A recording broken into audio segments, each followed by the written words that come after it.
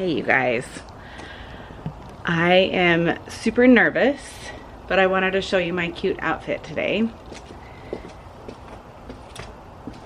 Can you see it? Can't see my new boots. I've got my new boots on. Let me get in the car. Okay, let me see if I can do this again. If you guys are seeing this video, I have some kind of news, hopefully good news to share with you. You'll have seen a video yesterday that I have been working on now for 6 months. But today, current day, I haven't so if you saw that video, then I had good news. If you're seeing this video, I have to just go through my day. I have to go through with this. I am going for round 2 of a tummy tuck consult appointment with my surgeon. My surgeon did my breast reconstructive surgery a 1.5 years ago, and 6 months ago he said no to doing the tummy tuck. I needed to lose 50 pounds. I've done that. I've literally lost 50 pounds. I'm kind of at a standstill. I have not lost any weight this week, which is kind of a bummer. I was hoping to have a couple more pounds down. That's okay. I just want to document my actual journey today going to this consult. I think I'm scared because I had trauma from him saying no last time when I went in so positive. So I'm trying to be optimistic but also realistic, I guess. And the reason why I'm still concerned after losing 50 pounds is because I still am thinking that I have visceral fat. And I'm gonna kind of go through that really quick with you guys in case you are thinking of doing a tummy tuck surgery, just because it wasn't really explained to me very well, and it's taken me 6 months to figure this out. And so I don't want you guys to have to figure this out. Visceral fat.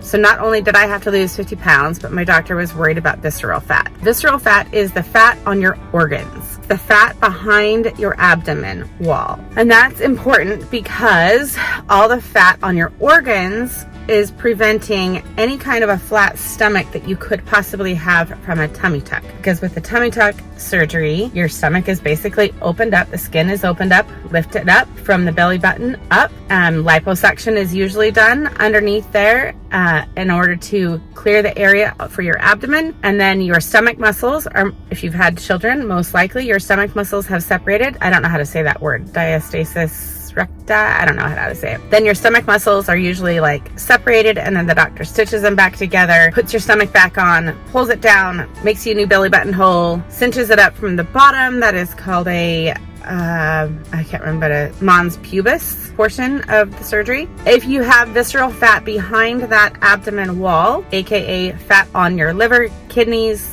on your organs, you aren't going to have a flat stomach once the surgery is done. And it's taken me a while to understand that. Probably since I had that first consult appointment with my surgeon, I had an ultrasound done. I'm a test model, in case you are new here, I'm a test model for a ultrasound company, very large worldwide company that makes ultrasound equipment, and I'm the test model for that equipment for them to make sure that the software and all the stuff is working. Within the last 6 months or so, I realized that I had an ultrasound done, and one of the techs, they're not supposed to tell me anything medical, but I've become friends with them, so they tell me things. And they mentioned that I had a fatty liver. That didn't connect with me with visceral fat until just recently. Luckily, that ultrasound was done a long time ago. I'm hoping I no longer have a fatty liver, but that's my main worry today, is that I still have visceral fat on my upper stomach that is going to prevent my surgeon from doing the surgery. I know I have lost the weight. I know that my lower apron is ready for surgery, but given how he kind of poked me before at my first consult appointment, I know now what he was doing, and that's where I'm still concerned, and that's why I'm anxious. Otherwise, I would be ready to go in here and have him say yes. I'm also just going to say this to put my own expectations out there. I don't know how this is going to go. I don't know if he's going to say yes to now or yes to later, because I get in my head and I like to plan things and like to have control. If he says yes to surgery and there's some miracle that he can do surgery next week, I can do it right away. Last time I had my surgery, he was available within 2 weeks. And so that's why I have that in my head. I don't think that's going to be the case this time. If I can't have the surgery right away because of plans that I have with Ashley, she has nationals in January. If I don't have the surgery right away, then I can't have surgery until February because I can't recover in time. If I have the surgery in January, I can't recover in time to take Ashley to nationals. Sorry, my car thinks I'm in reverse to keep my seat up where you guys can see me. So even if he doesn't have the schedule, even if he says yes, but he doesn't have the scheduling time to do the surgery right away, I can't do it until February. If he says no, I need to lose more weight, which is in turn the visceral fat, I am going to challenge him to put me on a schedule anyway for February and lose the last bit of weight he needs me to lose to have the surgery. So I'm not having these high expectations that I'm going to go in there, I'm going to have the surgery and all la-di-da. I know there's a very 99% chance I'm not having this surgery till next year. I don't want to like set myself up to like be disappointed for that. That's very realistic. I just am worried whether he is going to be willing to schedule that surgery if I'm not ready like today. That's my main worry. So now I've talked too much. Now I have a literally like 35 minutes to get there and it takes 31. So I need to go. Wish me luck.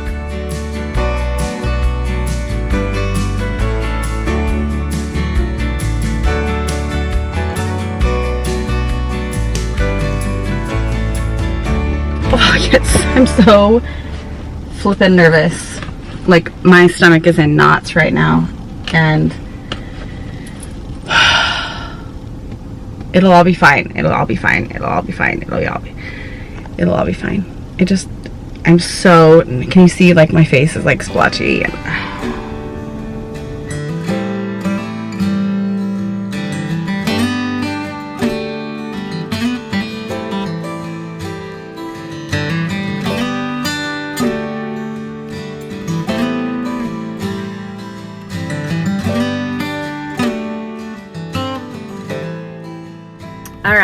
I'm just gonna sit in the parking lot at the doctor's office because I need to process what I just experienced with the doctors in the doctor's office, and I don't know where to start. I literally, there's so much that I want to explain and I'm trying to I don't know where to start. I'll start with the things that I am concerned with and I didn't expect. The cost. I'm not even gonna say the cost now because I haven't even had the courage to call Jason and tell him the cost. I don't know if I'm gonna be able to do this. I don't know if I'm gonna be able to do this. So way more than I thought it was going to. I'm just gonna say that. Way more than I thought it was gonna be, which is frustrating. We'll figure that out next year. Next year, because I can't have the surgery now. He said if I wanted to have the surgery now, I could. We'll start back. If I wanted to now, I could. As I've said before, the weight that I was concerned about, what I just told you, the weight on the top band, I'm not concerned about the apron belly. Yes, I can still lose weight in the apron belly, but that's gonna come off. It's literally he's just gonna take that portion off. But the upper belly, from the belly button up and underneath my chest, I have this big old band of belly. I thought that was going to be visceral fat and the rest could be taken care of with liposuction. I learned that he does not like to do liposuction in that section because it creates too much of a risk with the blood supply that is in the core next to your spine. So he doesn't like to do liposuction there. He does it on the sides, he does it other areas, but he does not do it on that upper band. And so he said a lot of the tissue that I can literally physically grab that whole side section would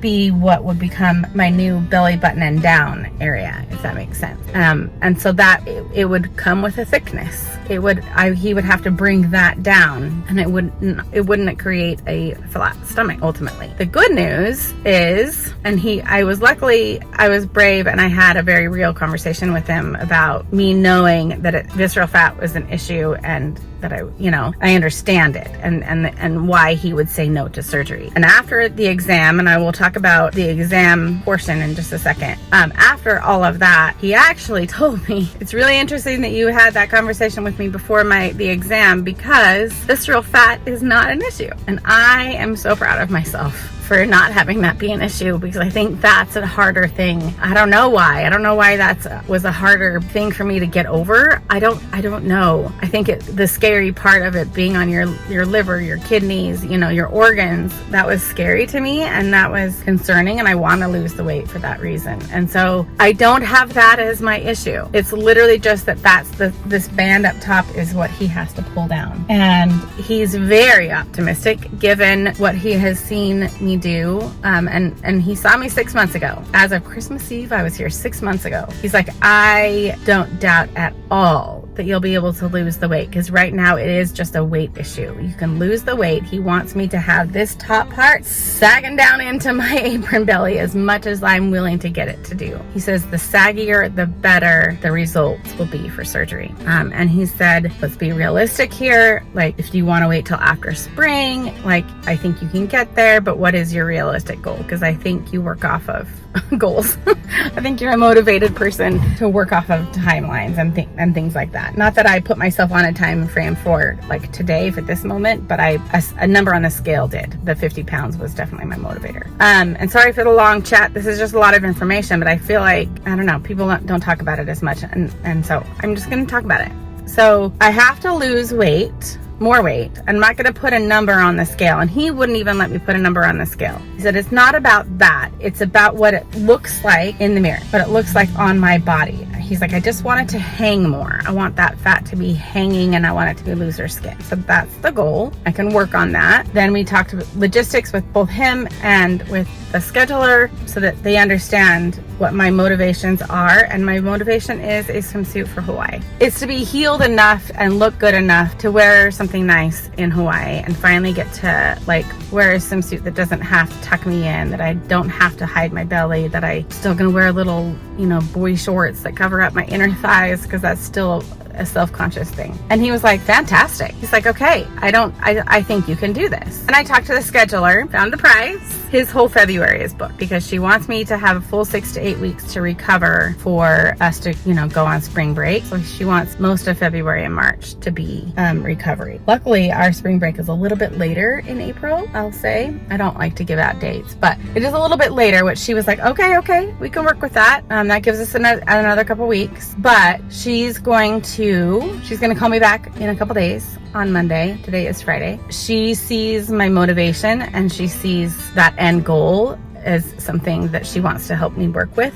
She is going to request to open an operating room in February. She's going to try and do that because his whole February is booked and we really want to do this in February. Can't wait till March. It's just not enough time. I'd only have like 6 weeks if I waited till March. So she's gonna try her best. I just might go to Hawaii a little bit swollen. I might take my, what do you call it? The band, the little suck-in compression band. Fufa? What is it called? I forget what it's called. All the videos that I've watched and I've forgotten what it's called. That's where we're at. I don't know if I can afford it. I don't know if I can have this surgery in February like I want, but the potential is there 100%. My doctor is definitely like very motivated for me. We have another surgery that we would do later on next year after the tummy tuck, the pons pubis.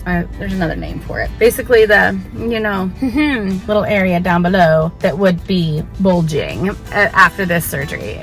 It's just the way the surgery goes. You need to fix that lower area. But I'm not worried about that because I would be going into the winter.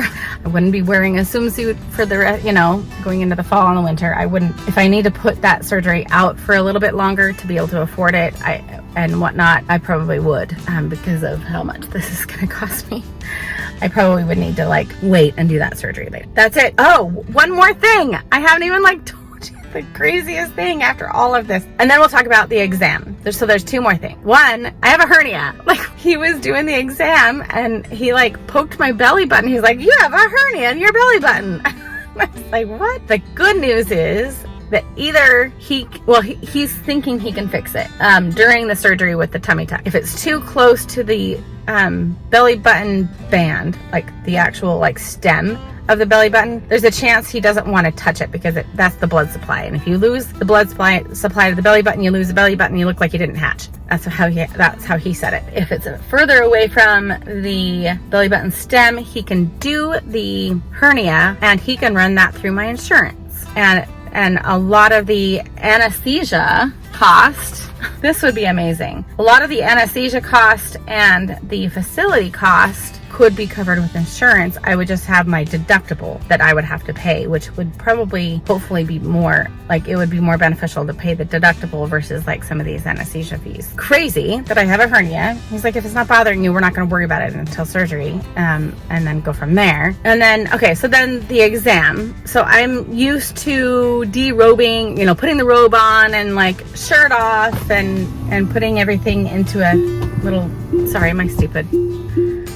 Anyway, you guys are getting this before Jason's getting this. I'm going to call him as I drive home and explain all of this to him. He's waiting patiently for me so we can go run errands and to find out everything. So I'm used to his cameras. They take photos and like before and afters and like, and then he does an exam and he looks at everything and this is yada yada. I'm used to all of that. But since I was here last, he got a 360 camera and there's a whole room just for the 360 camera. And he said to me, he was like, will you do this for science? I already do things for science, my friend. You already know this. Buck naked in a room with a girl who's taking pictures with this 360 camera.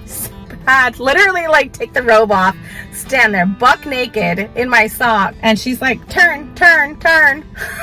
All for the love of science. But they do the photo from your neck down so you don't have your identity shown. Oh, what we do, what we do. So I did that. That was really uncomfortable, but they're nice because they turn on this like old school space heater on their floor so that you can come back into the room and like get warmed up while you're doing the exam because you're like not wearing any clothes. So that's it. I'm gonna end this video here because unless Jason has anything to say, this is all my decision in terms of whether I want to have the surgery or not. I do have care credit that I can put I will have to put the majority of the surgery on the care credit card, but I would have 13 months to pay it off. That's a lot of money to pay off. In 13 months, I do have a very large chunk of money that I have been saving. Just not as large as I thought I was gonna need. And that's a discussion I'm gonna have privately with Jason. I don't know. Maybe we can get to the end of next year and have a little extra cash to be able to like handle this. That's it. It's as both the doctor and the scheduler said, this is a process. Don't lose hope. Like, we're going to figure this out. You know, he's like, you're not going to be wearing little, you know, compression swimsuits forever. So now there's a car next to me. So that's really awkward. It's probably a DoorDasher. I'm going to talk to you guys. Okay. 100%. Okay, this is really awkward. He looked right at my camera. It's a total DoorDasher taking lunch to one of the crew, which I'm hungry. I'm gonna go get food. I'm gonna sign off with you guys because there's no point in having a tummy tuck video unless that's all we're talking about. You don't need to see me go to Costco. So thanks for joining me here with this journey of mine. I do have some work to do. I'm gonna get back out on the trail, but that's not new. Like, I wasn't gonna stop going walking and stop being like changing this whole thing if I had the surgery. Like, this is a lifestyle change. You'll still have to see me in all my garb going walking and being sweaty when I'm done. So thanks for joining me in this little babble of a video, and if you have any questions, let me know, and we will see you guys next time.